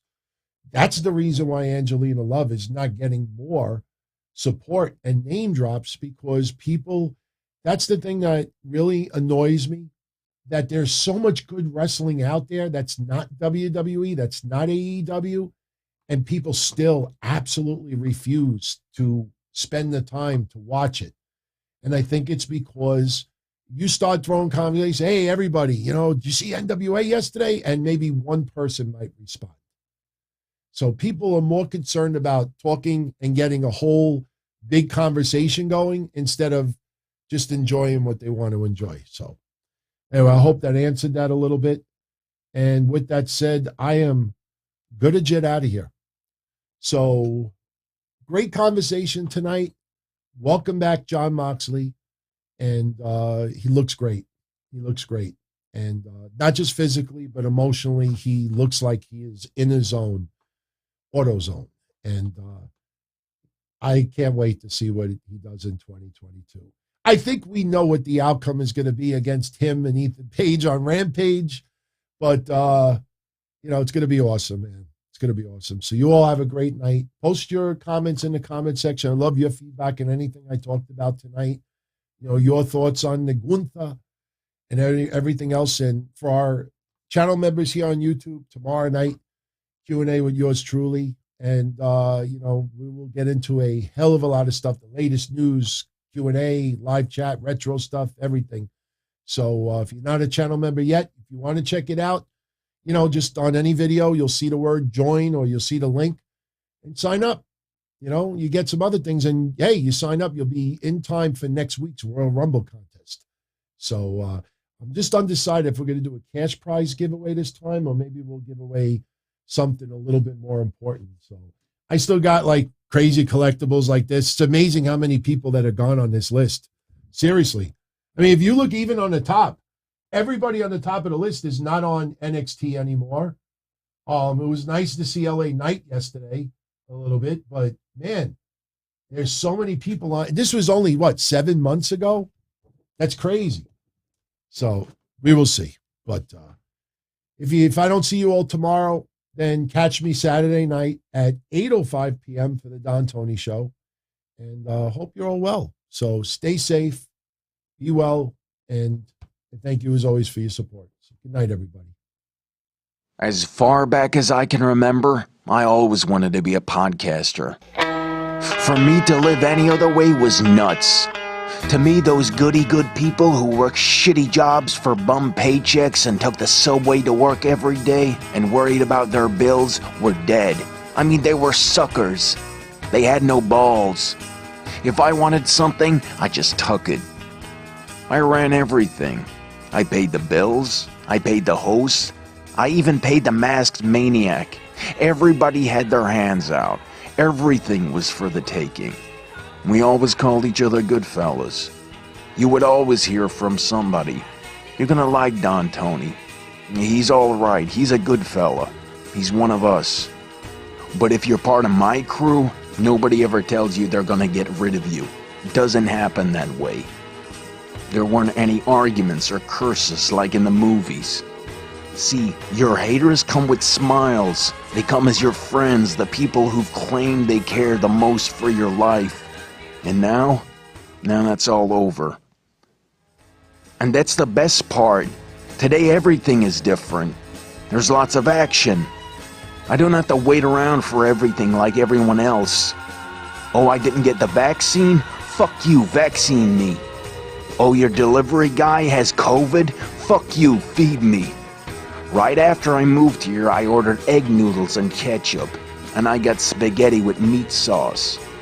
I'm no longer an average nobody, while they get to live the rest of their lives like a bunch of schnooks.